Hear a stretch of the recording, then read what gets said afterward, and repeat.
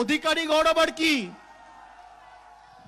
আমার আজকে এখানে সভা আছে, আমি 7 দিন 8 দিন আগে বলেছিলাম।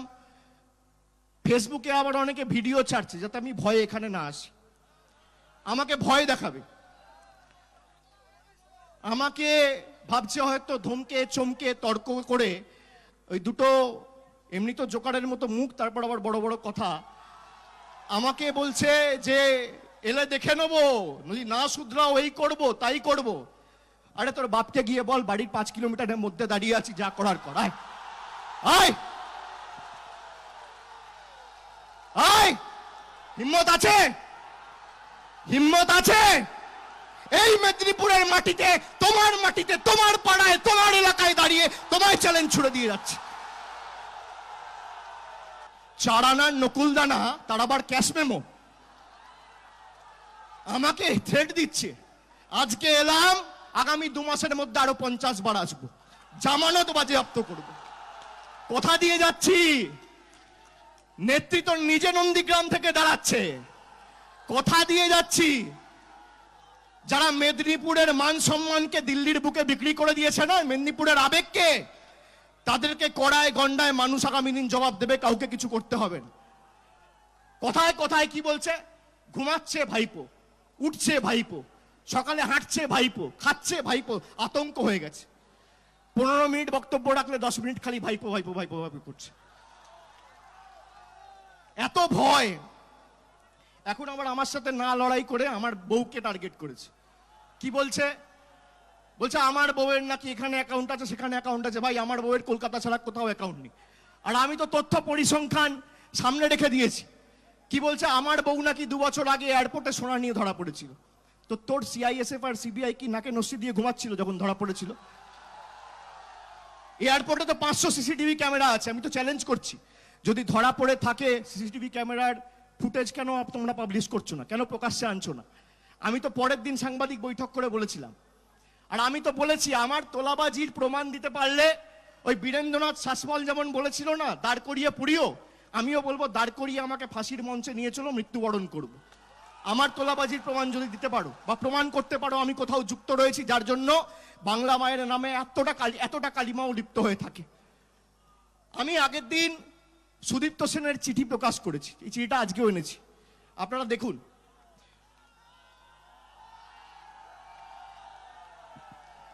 সততার প্রতিমূর্তি সাজে তো, এই দেখুন সুদীপ্ত সেনের চিঠি। কার হাতের লেখা? সুদীপ্ত সেনের হাতের লেখা।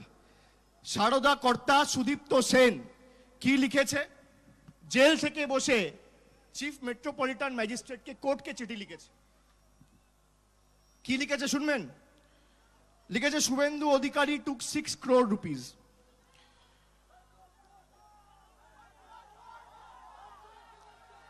পরের লাইনে লিখেছে, Suvendu introduced a man call Rakhal. এই রাখালটা কে?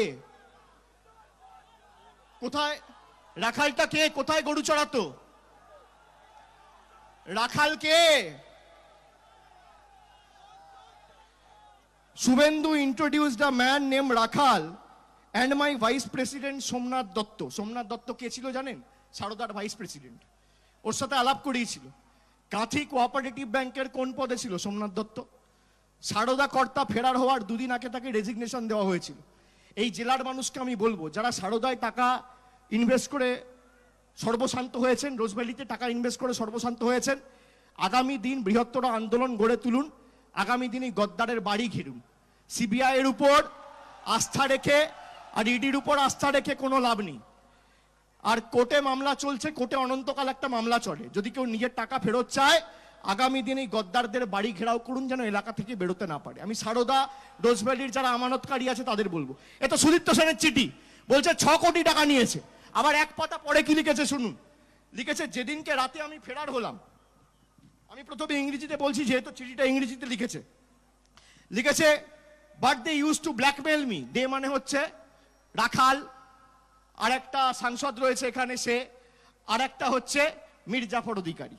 দে use to blackmail me even before I left Suvendu, even before the night I left Suvendu came to my office and took মানি।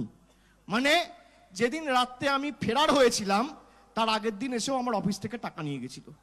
এ সুদীপ্ত সেন লিখছে, এ সুদীপ্ত সেনের লেখা। এবং আমি আপনাকে বলছি, আমি ব্যক্তিগত আক্রমণে বিশ্বাস করি না, অনেক কিছু বলতে পারি, আগামী দিনও বলবো। বাড়িতে বয়স্ক লোক রয়েছে, মাইকের আওয়াজ যাচ্ছে, আমি চাই না কোনো রকম কোনো অঘটন ঘটুক, তাদের সুস্থতা কামনা করছি, দীর্ঘায়ু কামনা করছি। আগামী দিন আমি খুলবো, একদিনে সবকিছু যদি দিয়ে দিই না বদ্ধ জমাবে, নিতে পারবেন। এই যে হলদিয়ায় এক্সাইড কোম্পানি কন্ট্রাকচুয়াল কত লক্ষ টাকা করে নিয়ে কাকে চাকরি দেওয়া হয়েছে আমার কাছে তথ্য আছে। ভুল বলছি? ভুল বলছি? এখানে যাদেরকে চাকরি দিয়েছে কার থেকে কত টাকা নিয়ে, কত লক্ষ টাকা নিয়ে, কটা কোম্পানি খুলেছে, কোম্পানির নাম কি, ফ্রন্টম্যান কি, কোত্থেকে টেন্ডার নিয়ে গেছে, সব তথ্য পেয়ে গেছি। ঠিক টাইমে খুলে দেবো, কোনো চিন্তা নেই। আর এই যে রাখাল বলে, রাখালের সাথে এনামুল কি সম্পর্ক ছিল, মুর্শিদাবাদে কোথায় গরু চড়াতো আর কত টাকা করে মাসে নিত, তারও তথ্য আমার কাছে চলে এসছে। ঠিক টাইমে খুলে দেবো। বলে না তৃণমূল এনামুল, আচ্ছা গরু পাচারকারীদের সাথে রাখালের সম্পর্কটা কি? গোয়ালে কি গরু চড়াতে যেত রাখাল? হ্যাঁ, ভাবছো তুমি একাই চালাক আর বাকি সবাই বোকা, সবাই মূর্খ, আর উনি একাই চালাক। 6 মাস আগে যিনি বলতো বিজেপি হাটাও দেশ বাঁচাও, এখন কি বলছে তৃণমূল হাটাও। এখন কি বলছে যে রাজ্য আর কেন্দ্রে এক সরকার আনতে হবে। কেন? চুরি করতে সুবিধা হবে।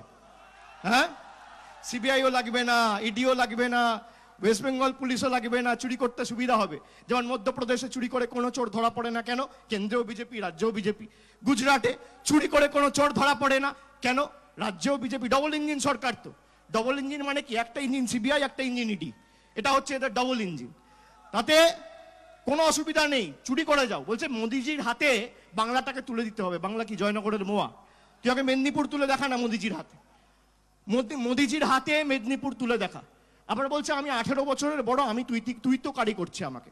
আমি কাউকে তুই তো কারি করি না, কিন্তু বেঈমানদের আমি তুই তো কারিই করব। যারা বিশ্বাসঘাতক তাদের আমি তুই তো কারি। ভাই ভেতর থেকে যদি সম্মান না আসে, আমি কি করে তোমাকে সম্মান দেবো? দিতে পারবো না তো। আমি তো অভিনেতা নয়, আমি তো তোমার মতো বড় অভিনেতা নয়। যে বিদ্যাসাগরের মূর্তি ভাঙলো তার পায়ে হাত দিয়ে প্রণাম করে আমি পদ্মফুলের ঝান্ডা নিচ্ছি। আপনারা ভাবতে পারছেন মেদিনীপুরে কোনোদিন হয়েছে